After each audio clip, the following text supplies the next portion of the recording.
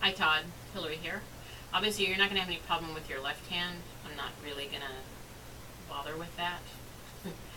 But to your right hand, for clawhammer, which I've been playing for, actually it's like 30 some odd years now, you're actually, every time, it's best if you would switch your banjo position a little bit so that the pot of the banjo is on your right leg.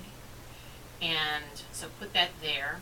Drop the neck, you've got the neck up like this, drop it down a little bit so it's a little bit closer to parallel with the ground.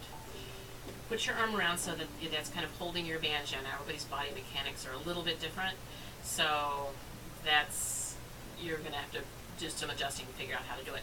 But I like that because I get a lot of power. I'm generally known for a lot of power and drive.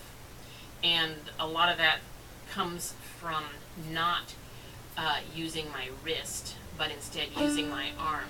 And if you have a banjo that you're holding up like this, you almost always end up using a lot of wrist. Now there are some fine players who use a lot of wrist. This way you can maintain a neutral wrist position. You will be playing over the fretboard a little bit, generally probably based on the length of your arms, and that's fine. Actually, you get a much different sound up here anyway, and that's why you'll see these days you'll see lots of scoops and everything in the neck here, because that's where people play these days. And so you've got the banjo on your right leg, and you've dropped this down, and your basic stroke, you're going to come down, and your fifth finger will contact your thumb will contact the fifth string. So just do that. Don't worry about which string you're hitting, because that's going to come, but you want the motion. So this will come down like this, and then you'll do it again. This time you'll pull off. Now, in the beginning, when you're playing clawhammer, you go ahead and just try to go kind of up and down.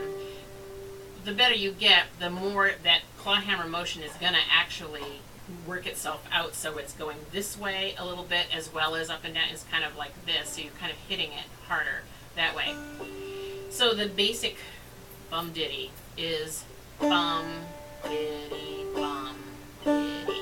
Now you'll notice that you can't play all the notes you want to play with your left hand based solely on that framework of 1, 2, and 3, 4, and that's one measure, by the way. That's one bar. 1, 2, and 3, 4, and. But all those other things, you can be good with 1 and 2 and 3 and 4 and. That's a drop thumb that'll come later, or a slide, hammer on, pull off.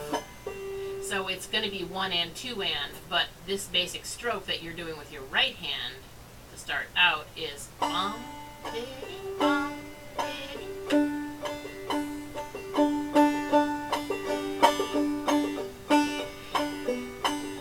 And I used to lie on my back and just practice that I would fall asleep holding the banjo and just bum diddying.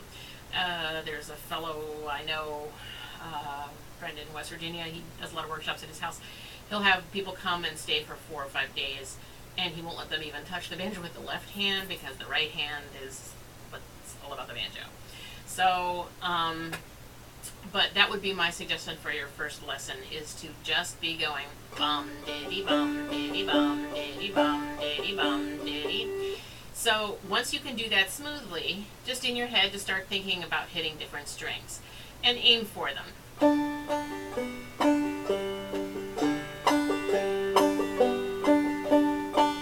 Now you may see that my thumb looks like it's coming down and hitting the strings. It's not. The only string my thumb is touching is this fifth string at this point.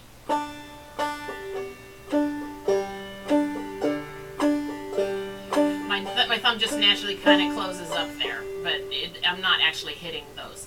There is something that you'll practice next, which is a drop thumb, and that's, instead of just bum diddy, it's bum and diddy. But again, those are separate bounces of your hands. Bum and diddy, bum and diddy. And so after after you've got that 1, 2, and or bum, ditty, or whatever you want to call it, so that becomes kind of nice and automatic, you can start throwing that fifth string, that drop thumb. And to hit the different strings, first string, second string, third string, fourth string, first string, fourth string, third strings, first string, second string, whatever. Just aim for it in your head and try to hit it. Now, one thing I should have mentioned first is that it really helps to have sturdy nails that have at least a little bit of length to them. For 20 years now, I've been getting 3 fake nails from the Korean nail salon, and I get gel over top of them. They're super hard. I own a restaurant in Athens, and my hands are in water and stuff all the time, and I can't, it's crazy. But these stay really well, and since they're on my right hand, it doesn't, that's what you kind of need. Now, I've known people who play really well with fingers bitten to the quick. I don't understand how. It doesn't really sound the same as when you have some nails. And some people do use various sort of picks that are designed for this, but if you ask me, they're always, you can lose them, they can come off, you can't control them the way you can control your own fingers, in my experience. So anyway, there's your first little lesson to get you going.